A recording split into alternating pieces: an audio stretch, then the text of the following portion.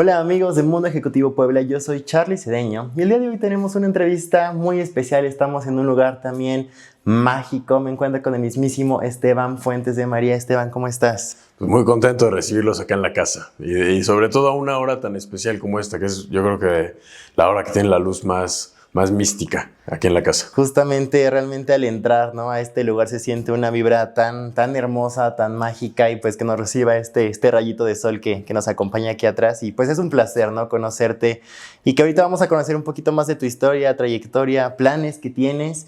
Pero primero que nada me gustaría que...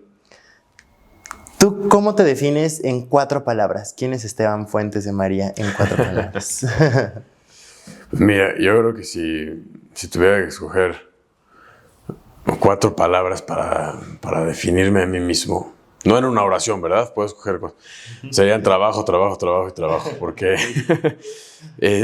tengo la gran fortuna de que mi trabajo sea mi vida, ¿no? Y tal vez, o sea, mis manos también se vuelvan 4 a la hora de pintar, porque son las autoras de todas las obras y me encanta trabajar de forma simultánea en muchas piezas al mismo tiempo. Soy muy obsesivo y me despierto siempre con muchísimas ganas de pintar.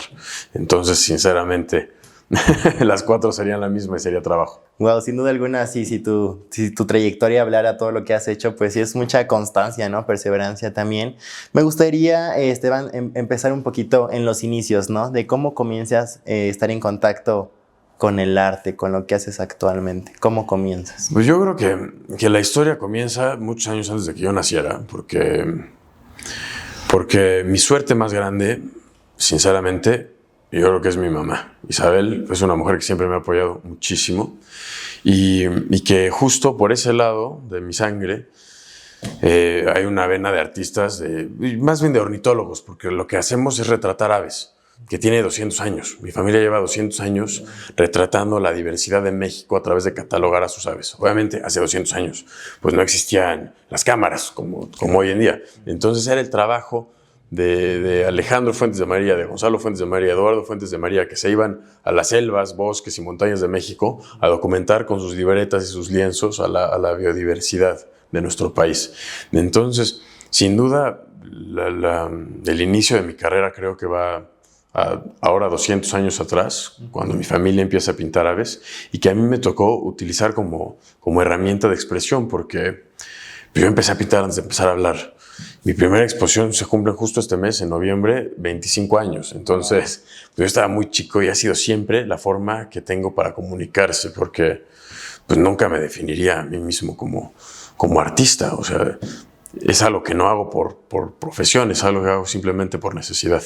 Justamente, ¿no? Esto que tocas, pues en que tu trabajo se convierte en tu vida y viceversa.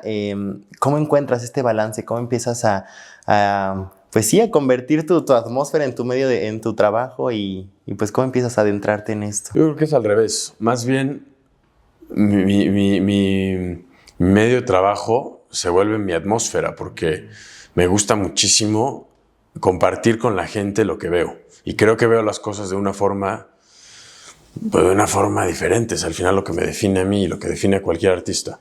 Entonces es eso que me permite tocar un espacio y que este espacio cambie. Que trato de que sea siempre mejor de cómo lo recibí. Tal está el caso de mi estudio, que es esta casa que abajo de mi cama cambian de nombre las calles y es el eje de la ciudad. Aquí se parte de norte, sur, oriente y poniente Puebla.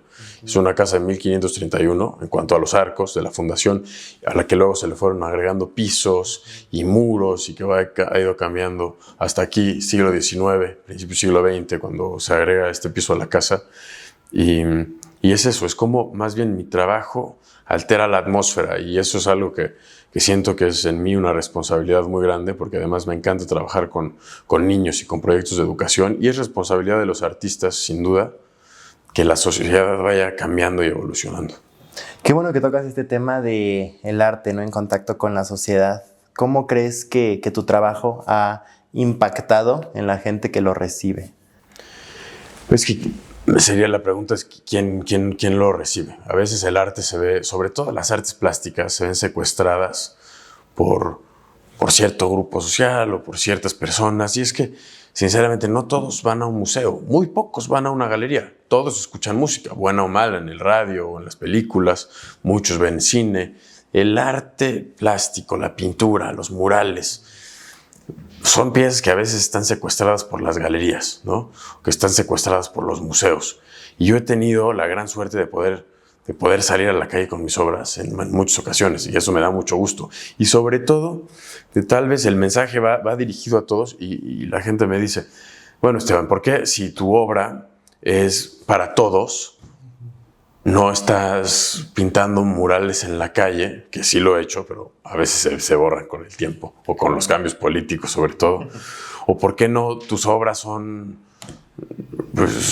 ¿por qué no las regalas, no? Afuera del taller. Y yo creo que aunque también lo he hecho, creo que es importante decir que mi forma en la que le acerco la obra a la gente es en que siempre seré un artista figurativo. Me encanta pintar cosas a las que la gente pueda entender. Y esa es mi forma de acercarle obra a todos. O sea, que no importa tu edad o tu religión o tu ideología política, siempre vas a encontrarle una forma a esas pinturas que hago y que me gustan mucho, y que es algo que se ha perdido un montón en el arte contemporáneo, que se ha vuelto muy conceptual, que se basa mucho en la técnica. Y no, a mí me gusta que la gente, aunque entiendan algo diferente a lo que yo quise plasmar, que eso me encanta, es que le vean forma. Entonces creo que así se lo he acercado mucho a la gente. Y además, pues llevándolo más lejos, porque yo vivo pues entre México y Francia, y ahora Roma, paso casi la mayor parte del año en Italia, ¿no? Y a cada lugar al que voy, justo ahora se cumplieron 150 años de relación diplomática entre México e Italia, y lo festejamos con una exposición muy bonita. Y llevar México a otras latitudes y a otros países a través de mi obra es mi honor y mi privilegio más grande. Claro, sin duda alguna, tu trabajo empieza, bueno, no empieza, ¿no? Ya llevas años recorriendo esto, pero impacta, ¿no? Trasciende fronteras. Empieza, espero empiece. Y todavía lo que viene. ¿Cómo es esta interacción con otras culturas, ¿no? Más allá de tu México, ¿cómo es esto compartir tu arte, ¿no? Con otros lugares? Creo que la parte más padre es darte cuenta de esa fraternidad que existe, no importa de dónde vengas, porque cuando me tocó llevar, justo ahora que Uriarte cumple 200 años, el Tibor de Talavera más grande de la historia, lo llevamos a Turquía. Entonces le dio media vuelta al mundo. Fue un viaje larguísimo, muy delicado, muy caro, muy frágil. Y cuando llegamos a Turquía, darte cuenta de los similares que somos, los mexicanos y los turcos. O cuando llegas a Italia y te das cuenta que los valores familiares son tan similares, y encontrar esas similitudes en sociedades y en culturas que a veces son tan contrastantes y diferentes, yo creo que es parte de los segmentos más ricos de viajar con tu obra, porque te inspira lo exótico, pero al mismo tiempo te sientes en casa y te sientes identificado con todos esos aspectos. Hablando de este ejercicio de observación, ¿no? De otro tipo de arte, de otros artistas, ¿tú dónde encuentras inspiración?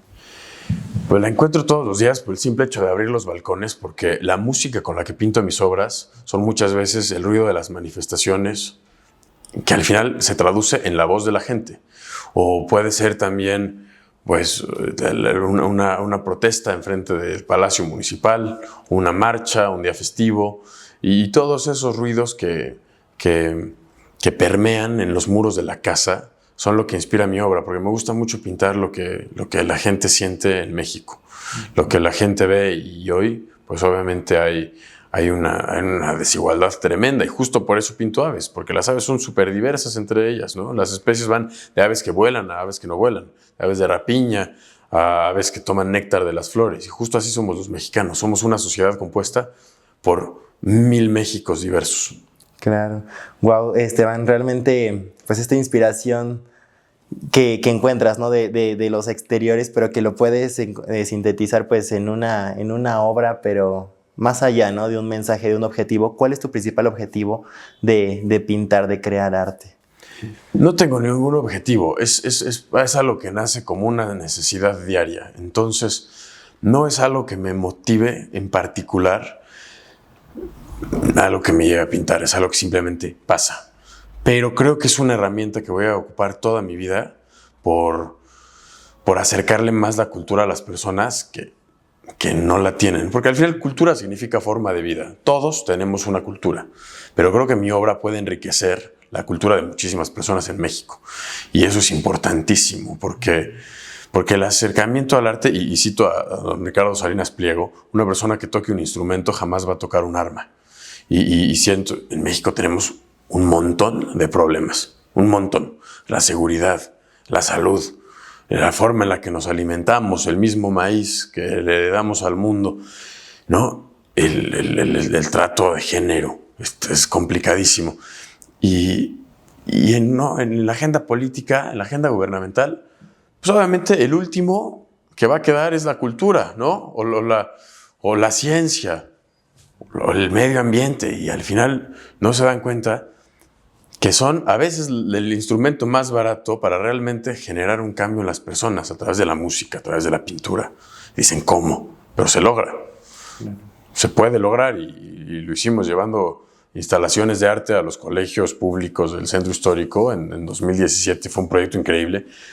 Y todos los estudiantes que pusieron su granito de arena, porque pinté con casi 780 niños, vas a ver que van a tratar diferente el centro histórico. Es gente que no va a tirar basura, es gente que se va a voltear a ver las fachadas cuando caminen por el centro, porque ellos creían que su escuela parecía una casa embrujada de película, ¿no? Era este edificio antiguo en Avenida Reforma o en la 2 Oriente. Y no, ahora dijeron, vivo y estudio y estoy en este ambiente preciosísimo gracias a la arquitectura del espacio. Y yo creo que la cultura, con muy poco, puede cambiar muchísimo a la gente. Claro, empiezas a valorar, ¿no? Y a ver, pues, con otros ojos, ¿no? Sí. Tu lugar, tu espacio. Esteban, ¿qué viene para ti en el 2025? Ya estamos culminando este año, pero sé que estás con muchos proyectos en puerta. Muchísimos.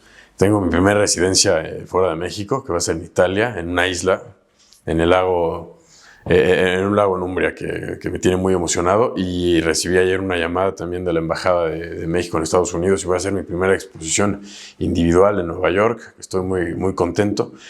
Y además cumplo 30 años, entonces estoy muy emocionado por ver qué pasa con mi vida y va a ser un año de cambios bien fuertes para México también, y siento que es importante justo que siga con esta tarea de tratar de acercarle cultura a la gente porque pues, México somos todos y a veces es bien difícil que nos sintamos uno mismo porque hay un montón de diferencias económicas, sociales, familiares, de ideología, de religión, de un montón de cosas. Y creo que el arte va a ser justo la herramienta que nos va a llevar a que se genere una identidad de mexicanos que necesitamos. Esteban, me gustaría que pensaras en el inicio, en el primer pincel que agarraste, en la primera pintura, en el primer color, y hasta ahorita con las noticias que recibiste el día de ayer, que hicieras como un recorrido de toda tu vida, así como en un rewind de toda tu vida. ¿Cómo podrías resumir en una frase, en una oración, todo lo que has vivido? Trabajo también, porque dice Picasso que la inspiración sí existe. Yo no creo, ¿verdad? Pero bueno, dice que la inspiración sí existe, pero que te tiene que encontrar trabajando. Y es justo eso, porque los humanos al final, los seres vivos en general, no tenemos la capacidad de crear. O sea, el que diga que es muy creativo sabe adaptar las situaciones, pero nadie puede crear, somos incapaces, solo tomamos y adaptamos, y eso es lo rico que tiene el artista, que adapta de una forma diversa. Entonces tomas la realidad, la abstraes y luego la reflejas en un lienzo o en una canción o en una coreografía. Entonces yo creo que eso es la verdadera cualidad del artista, no es la creatividad. Yo creo que es el nunca perder ese niño que agarró el pincel y que se emocionó. Y yo creo que eso es lo que tiene un artista, nunca pierde la emoción de experimentar. Y eso es lo que al final define al artista del resto de la sociedad. No es que sepa cantar o que sepa bailar o que sepa esculpir, sino es que no tiene miedo a hacer las cosas. Esteban, qué gusto, qué placer platicar contigo y sobre todo en tu espacio, que se siente tan especial la vibra aquí. Muchísimas gracias por recibirnos. Tu casa, cuando quieran, aquí son bienvenidos y espero que vengan pronto a ver las nuevas piezas que están haciendo en colaboración ahora con artesanos de Tecali, aquí en Puebla, también trabajando mucho mármol. Pues dile a la gente dónde te puede encontrar, cómo pueden acceder a, pues, a todo este mundo que tienes tú. Pues espero que pronto haya más exposiciones aquí en Puebla para que me puedan ver a mí y a mis obras. Estoy exponiendo ahora en Casa Ortega, la primera casa que construyó Luis Barragán, a punto de clausurarse en Ciudad de México. Y en redes sociales como Arte en México y Esteban Fuentes de María en la mayoría de las redes. Así que espero que descubran más de la obra y que descubran mucho más de lo que platicamos hoy en el taller. Muchísimas gracias, Esteban. Muchas gracias a ti. Yo soy Charly Cedeño y nos vemos en otra entrevista más aquí en Mundo Ejecutivo Puebla. Hasta la próxima.